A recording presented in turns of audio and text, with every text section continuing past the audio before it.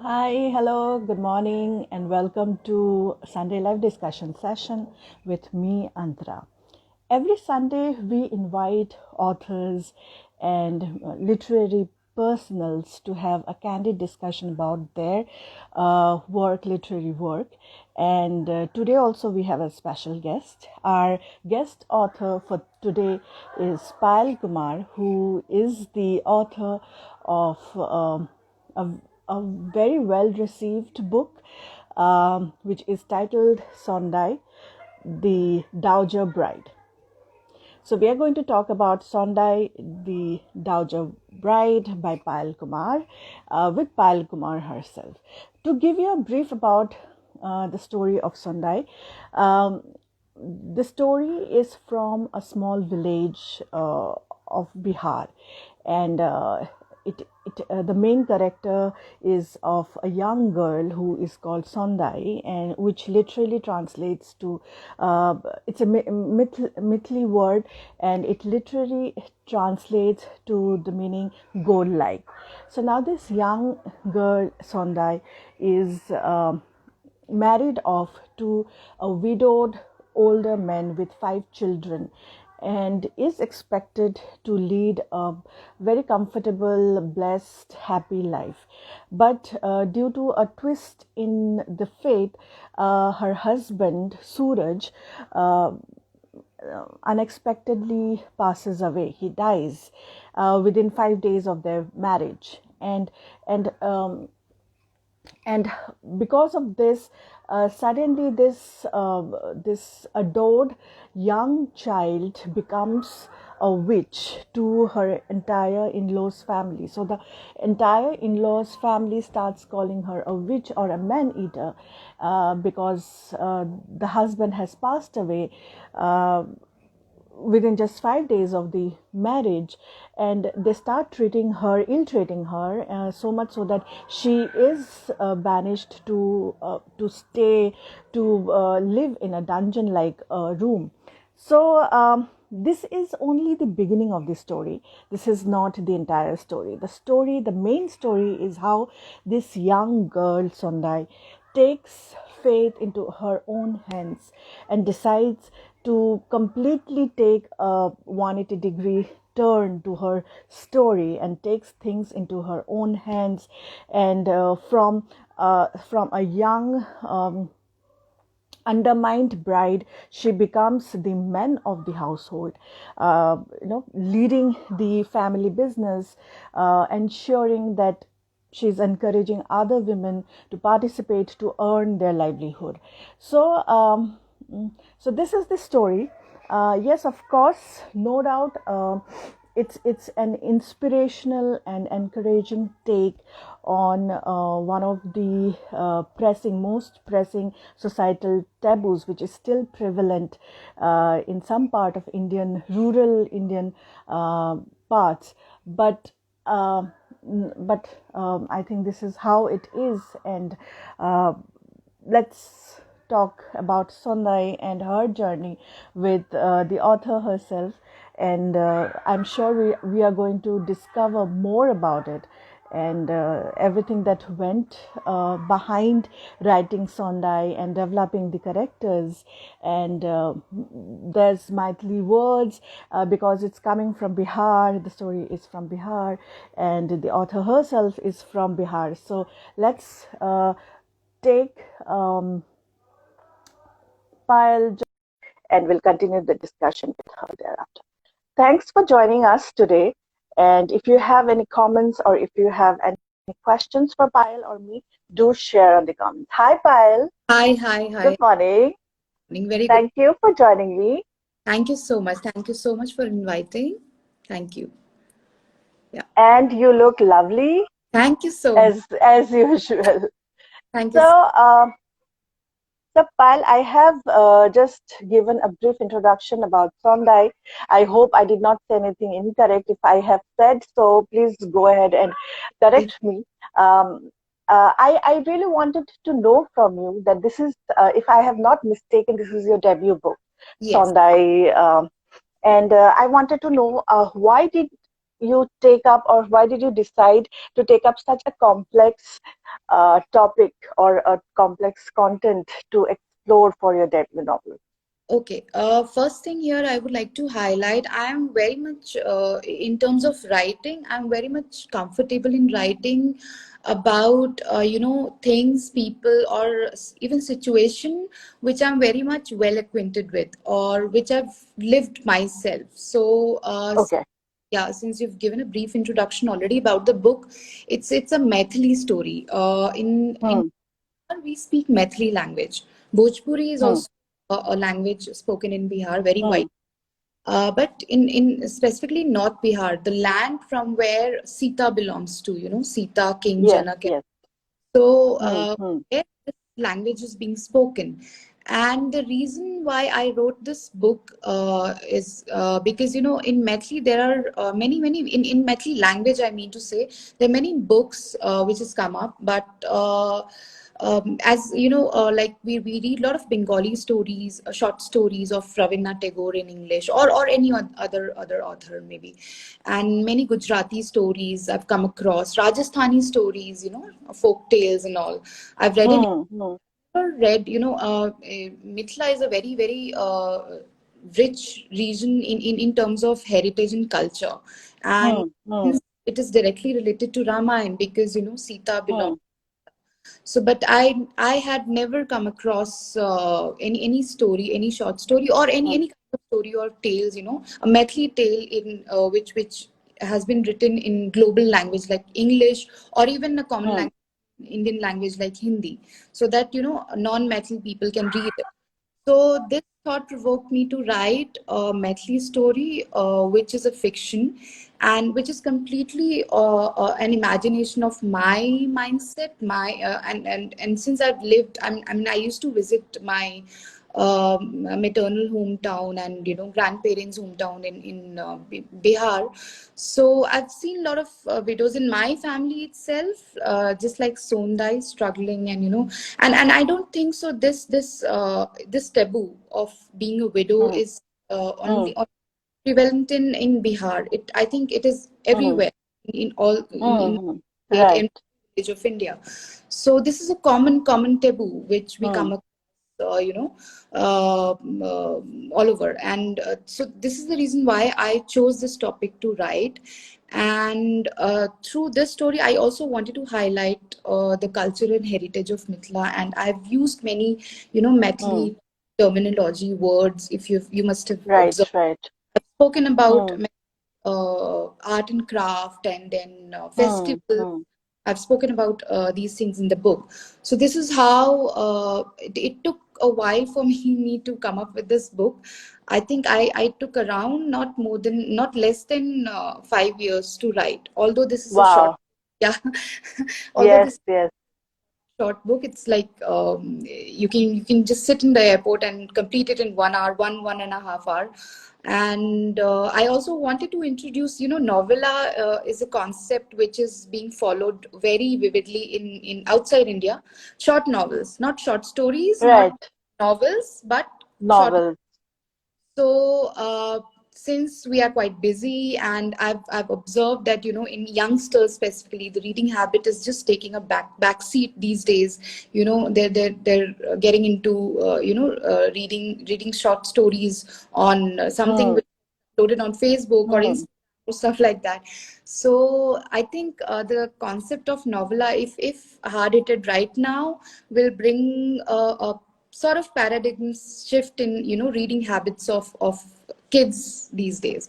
And I was quite overwhelmed with the response because I was not Hmm. expecting age group from 16 to maybe 25 years old would prefer reading my book, but most of the lot of readers are from this age group itself. And I was also surprised with the kind of social awareness that is coming up in our next generation. They're taking up things. Hmm. Hmm.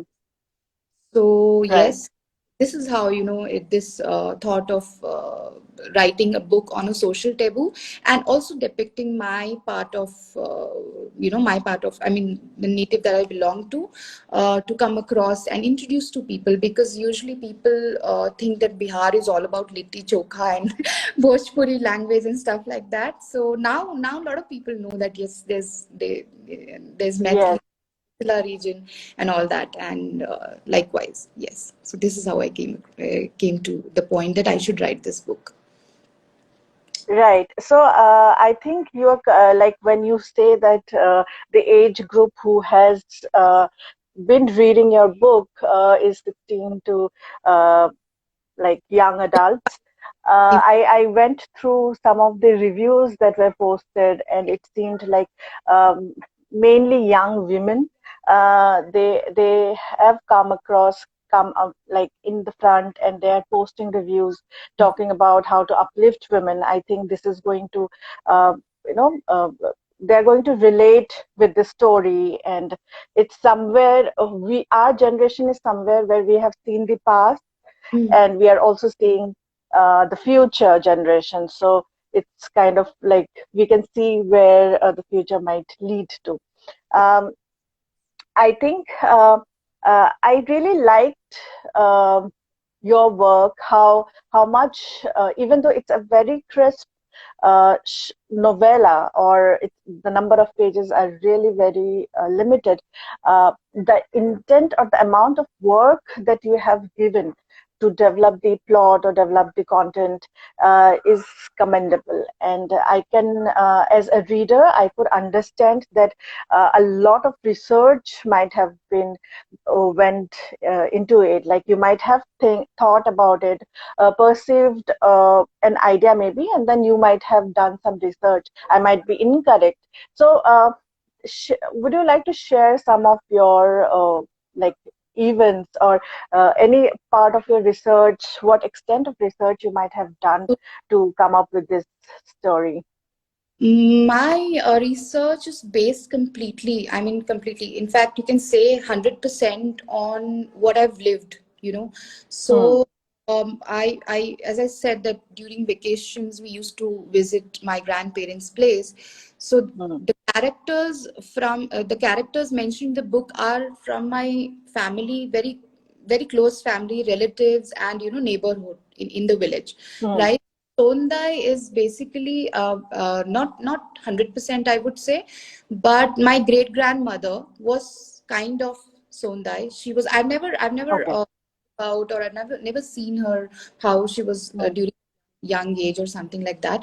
But the way she was taking care of the family, like usually like a man does in a village, and in fact the entire village was quite scared of her. Hmm. Like any decision is being taken in dalan in the sense where people get together in Yeah. Okay. men, they smoke Huh. hookah, have tea or pan, and they discuss politics about village, and panchayat, gram panchayat, and stuff like that. So I've seen my great grandmother. I was quite small at that point of time, but that image is still there.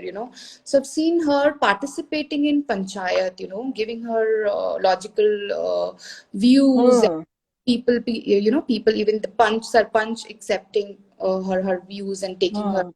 opinion on any decision Hmm. taken in the, although she was from a backward caste still, so Hmm. she, in a way, she actually created employment by Wow. giving, she had quite a bit of land where mangoes, during summers, she had mango Hmm. trees, part of land, and she used to call laborers. She used to encourage that, why are you going to Mumbai or Delhi for to lead Employment. life, rather Ah. you here in village, and then Makhan, I remember, it's not there right now. I think it's all gone because of the highway construction that has happened in that part of land. Okay. So I remember, in just in front of the house of my maternal grandparents' house, there was a huge lake, right? There was a pond. So you must have heard of these foxnut seeds, Makhan. Makhan is, yeah. Right, right. Yeah. So Makhan is actually something which is being cultivated in Mithila. It's a Okay. Methli crop, you can say. Now it is being Okay. cultivated in different parts of India. They have started it, Right, but right. yeah. So I've seen Makhan growing in that particular pond, and she used to hire laborers, and to it's a Hmm. very tiring process to take out Makhan from the plant, because the plant, the leaf of Makhan is quite pricky. I mean they have Okay, okay. yeah, it's quite pricky, so you have to wear gloves, and there's special equipment. So I've seen people, laborers picking up Makhan, and she used to provide somehow or other. She used to try to provide work, jobs, small odd jobs itself, to the women, and specifically to the women, and the men of the. Hmm. She never used to encourage. She used to say that you stay in the village, we'll do Hmm. something, some work together, and plus Hmm. one more, that that part of land, Mithila, is very prone to flood. Hmm. Koshi is there, so every year, this I think last year as well, it was hard hit by flood. Right. Nepal is there, so all the water during the monsoons come down from the hills of Nepal to directly to Mithila region. So that area is very much Okay. hard. Yeah. So this is the reason why poverty is still there and people are struggling. Hmm. So I've seen all those things. So if you must have gone through the characters, you must have the things that I'm telling you right now. I'm sure you are able to relate that how Hmm. prevails over there, and how this Sondai, just like my grandmother, she tries to do things in her village and encourage women in art and craft and whatever skills they have. So that's what that this is what my research was. Then there is another character in the story, Badamya. So I Hmm. Right. Yeah. So not all of us, but not my entire family, but somehow Badamya, I had a very very far off cousin. Her name was Shanti. So she was quite dark in complexion, dark in the sense very very dark in complexion. And I remember how my family, my even my parents got involved into it to find a good husband for her, Match for her. Okay. a match for her. And she used to stay in Patna, but still, I mean, she was well educated. She did her graduation and masters and all, but still, it was quite difficult to find a good match for her because she was dark skinned. So this is what I've seen in my family, and I've closely experienced it. So I wanted to, along with the widow taboo, I also have tried to highlight other issues related to women in terms of skin color, Hmm. and these are the Right, right. see these days on social media. So I wanted to bring it out through a story. And why village? Because as I said, I really love reading Premchand because yeah, Okay. he has also written a lot of village stories, Godala. Hmm. Hmm. Rural stories, right. I draw a lot of inspiration from village lifestyle. See, we have a lot of infrastructure here, like we can connect live over here. But if you go to village and you speak to common people over there, so how they survive, how they, I mean, how they build up. As Mahatma Gandhi says has said that more than half of the India resides in village. So from Hmm. we have that is our root, right? So from there Right. cities have come up from villages. So that's what inspires me a lot, that with these infrastructure, if we are feeling depressed, think about Hmm. in village how they are living their daily life with Hmm. a lot of struggle and calamities and poverty, and then politics as well. Yes. Right. So this. And I think when I went through this story, I think a part of me was in denial that, oh, these issues are not prevalent in urban cities, or I have not faced it. But then actually, Mhm. I think these are, we Indians are conditioned with such um, issues or taboos or whatever we call it, like being certain.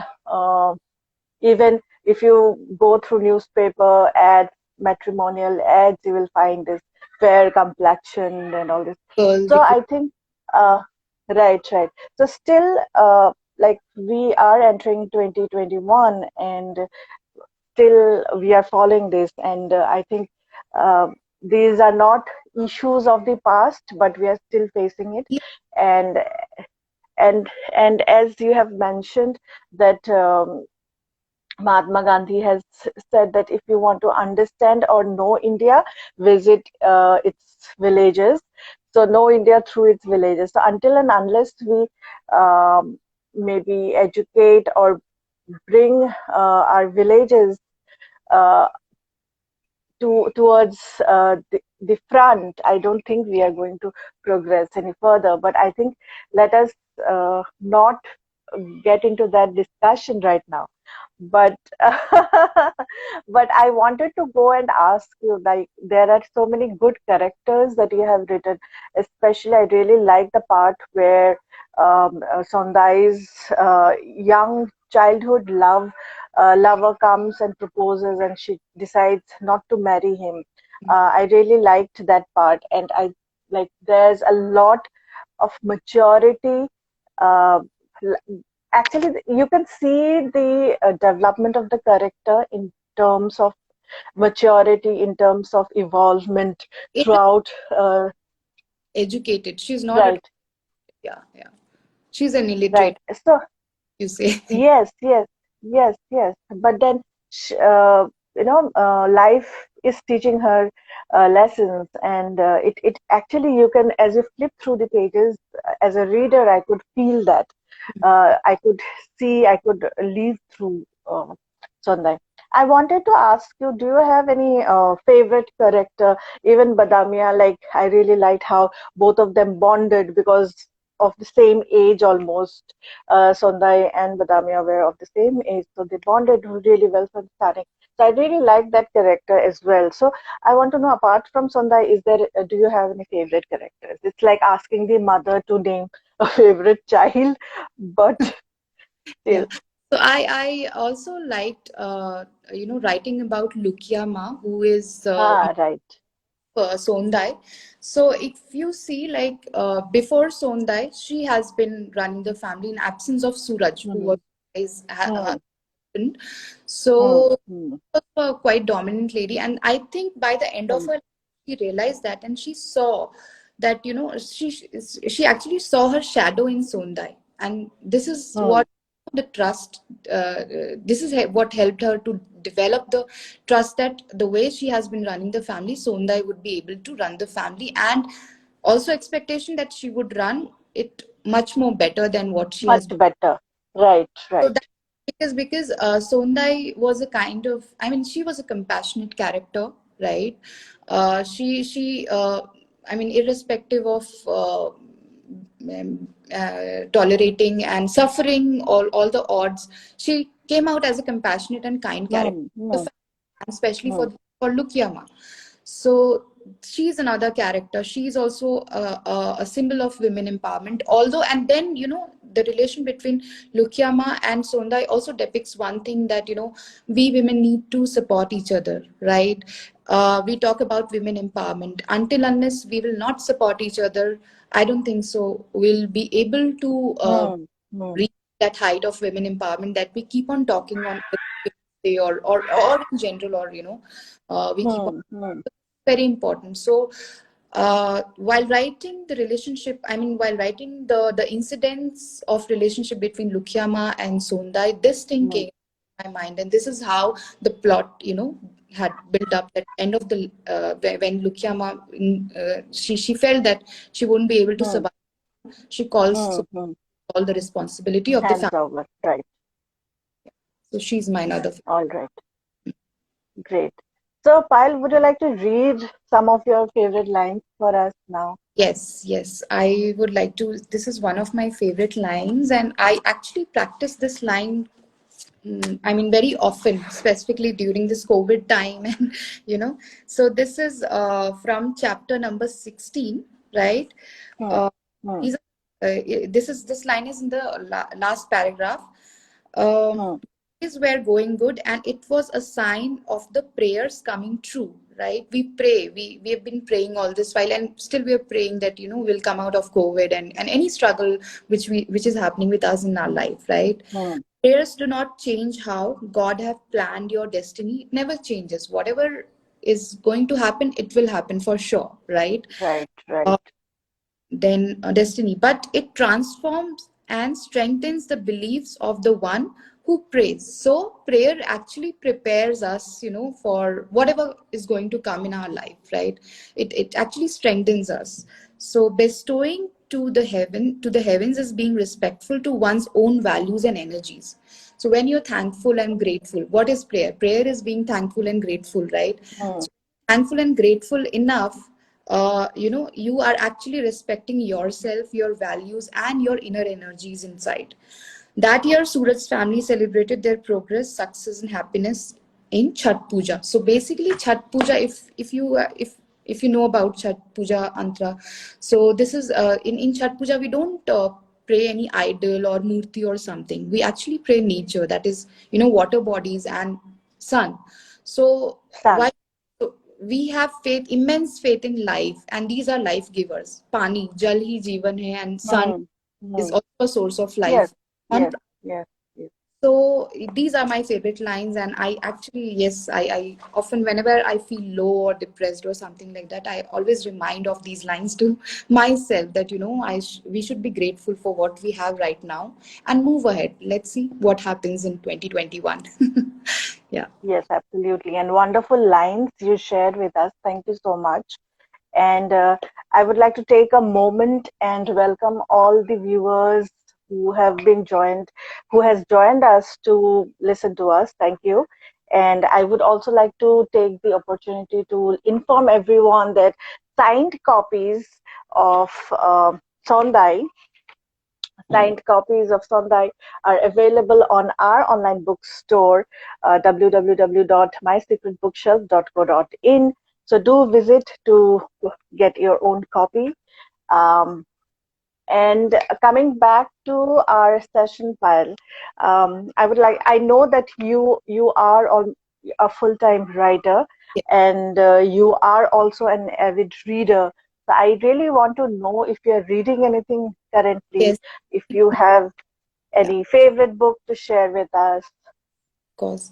So I'm reading right now. I've quite out of curiosity, I'm reading this one. I'm sure everybody knows Oh, it. Ikigai. Yeah, so Yes, yes, yes. what it is. So these are whatever is mentioned in this book. It is about your long life. How Hmm. have a long life, and there are certain villages in Japan where people are having long life, like they're dying at the age of 104, 105, 112 or something. Yeah, so out of curiosity I'm reading this book, and I don't think so I need to talk a lot about this book, because this book is one of the best sellers right now, and a lot of people already must have read it. And few of my favorite, there is no one favorite book. I keep on reading. Yes, I would recommend this book to everyone, The Diary of a Young Girl. So this book, Yes. Hmm. it's a very, very, and this book, if you read it right now, you will quite relate it.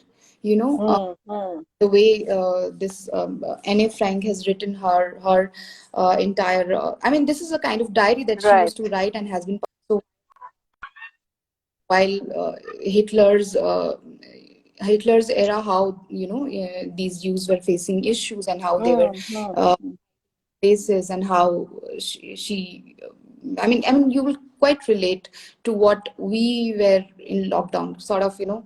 COVID was like Hitler, and we were hiding from it inside our houses. Yeah. Right. So second, yeah. So second book is Sapiens. This is also a very Okay. good book, a bestseller book. And why this is important? I think anyone who likes reading should read this book once, because you learn about human evolution, how Right. evolved, and it's very interesting and very intriguing. So as soon as you start flipping the pages, you won't like to keep it aside. You would like, okay, what Huh. next? Very thought-provoking. Very Right. Thought-provoking and intriguing topic. Right. another book. Even Annie Frank. Yes. Yeah, Yes. both of them are my favorite. Annie Frank was like, when I was in standard, I think eighth or ninth, I read it first. Yeah, when I was in Yes. Even I might have read it when I was in seventh or eighth. since then, I've read it like five to six times. I've read this book till date. So, and Yes. The book Yes, and I still wonder that I like Annie Frank was like 14 years old or 15 years old when she wrote the journal, and we read her book when we were of that age. age But what I think that how evolved or how matured she was was. during that, even being a 14-year-old, she was so matured and so much knowledgeable in terms of life. So I really wondered when I was reading, like, how can it be? But then that is how I think life makes one. And Yes, please. personally, I read this book during the COVID time right now because I knew that I would be Hmm. able to relate and draw a lot of motivation and hope that good days are ahead. Okay, and another third book that I would like to recommend, and this one is the last one. You must read this, Unveiling India. Uh, Okay. I can say that it's a very much feminist book, but this book is written by Anish Chung, who is a prominent Hmm. journalist. You can read about her. Okay. And this is not that well-known book. I've not seen people talking about this book. This book, Hmm. uh, Hmm. I also picked up because of the cover page. Can you see it? How Hmm. beautiful, Hmm. right? Yeah. Right. Right. So, this book is a collection of stories of Okay. different women from different backgrounds, different religion, Okay. culture, communities, and workforce. Like, there are stories of women from villages as well. There are stories from women who are quite successful in their career and living in urban cities. And there are stories of housewives as well. So, and then stories come into one platform that they have certain issues of being judged, judged by society. Right. All Yes. so this book is quite it's good. I'll recommend people to read it. You can find it on Hmm. Amazon as well, and I picked up it from Crossword when Amazon was not there. I was in college at that point of time. Yeah. So these are few books that I would recommend people to read it once at least in their life for sure. Yeah. Great.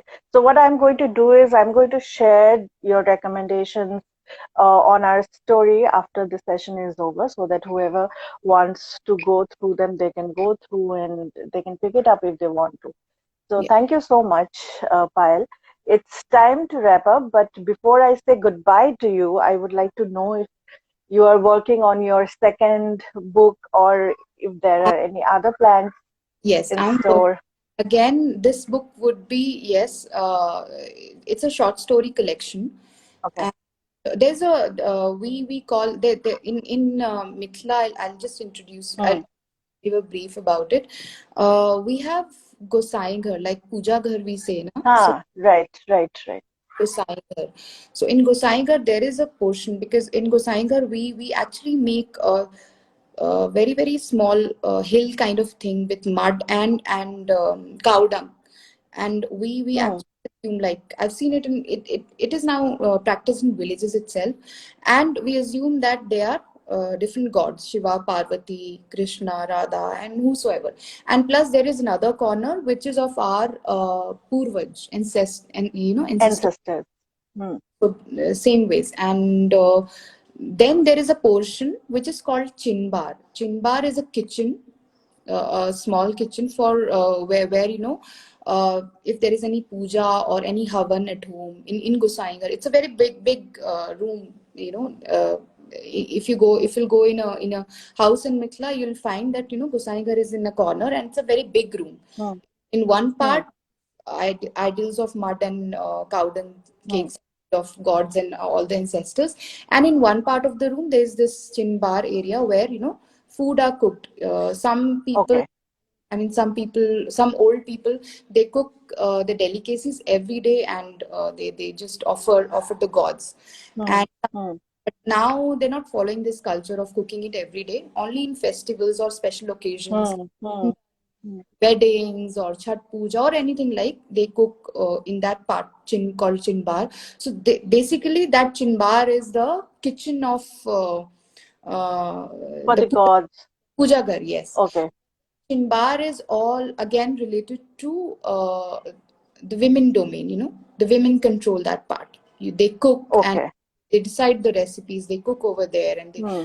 Hmm. the gods and etc. Hmm.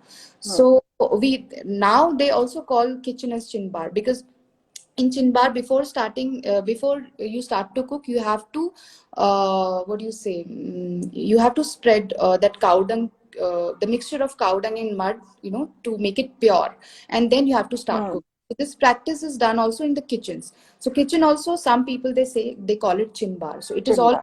yeah, Okay. women related. So the name of my book is Chinbar itself, Okay. and yeah, and it is a short story collection. But then it is not confined only to the village life. It will also talk about people, and it is not confined to only women. It is also, because since it is kitchen, it is about kitchen. So a lot of men have become chefs, and even Right. yeah, even if you go, even if you want, you can hire male cook. It is said that Hmm. male cook Hmm. cooks better than the female. Right. Right. So it talks about, yeah, it is not confined to women. It is not confined to village. It talks about, so again, I've tried to bring, yes, this time it's not too much serious. I've tried to bring little wittiness and inspiring stories. And then again, the research work is, I've lived with these people, these kind of people. And for example, one of the stories about Ram Bharose, I remember he was not exactly cook in our family, but he was caretaker of everything. He was mali for us, and if my mother is not keeping well, so he will cook dal chawal. He used to go and buy fish from the market, and he used to come early in the morning, 6 a.m., and go back at night after having dinner at our place. And I this is my, again, childhood memory, and I remember him. So there is one short story related to his character in the book. So this is my upcoming book all about, and hopefully I'll be able to launch it by the end of next year, and let's see. Hmm. Yeah. Yes, yes. A lot of process goes into goes even after you have written it. So Yes. I can understand. So yes, can't wait to actually get my hands onto your next book. And I hope that there will be more of Maithili culture and there will be more of such rural anecdotes in your upcoming book. So thank you so much, Payal, Thank- for sharing all those lovely things with me today. All my best wishes for your upcoming book as well as Sondai. And I'm so glad that I'm associated with Sondai and it's available on our online bookstore as well. yeah. Um, But sorry so, to Tirantra, I wanted to tell you one thing more about this book. The cover page. A lot of people ask me what is this design on the cover page. So right. since I was a widow, and in our country, widows wear white saris and all. Hmm, hmm, hmm, So no, it's not, but in villages still they wear white itself. So this white page depicts that, and this red line, if you see, this is a bindi kind of thing, right? hmm, In Sondai, and this red line, if you have observed in Chhat Puja also, or in wedding as well, hmm. They wear from, it sindoor starts from the nose, right? Yes, depicts the yes. sindoor of Sondai over here. So this also I wanted to highlight about the cover page Wow. of the book. Yeah. Yes, so such meaningful cover and which it bears such meaning, reflects so much about the character. So that's really thoughtful. Great to know that. I'm so thankful that you shared this about this cover. So I'm going to talk more about it now. Apart from the story as well, I'm going to share about the cover as well. That it means this. So thanks, Pyle. It was lovely talking to you. Take Same. care and thank you so much. Have a lovely week and Happy New Year in advance. Happy New Year to everyone. Happy New Year to you, Antara. Thank you so much. Thank you. Thank you for this opportunity. Thank you. Bye. Bye. Bye. Bye. So we just had a word with Payal Kumar, the author of Sondai, the Dowager Bride. And as I had mentioned, this book is available on our online bookstore, mysecretbookshelf.co.in. So do uh, visit us and get your copy from us. It's yes, of course, it's signed. So Payal has sent us signed copies. So get your signed copies from our online bookstore. Next Sunday, um, it's going to be a new year, and wow, I can't wait. And next Sunday we will be, I'll be back again with a new guest, and we'll talk a lot more. Till then, take care and happy reading. Bye. Happy New Year.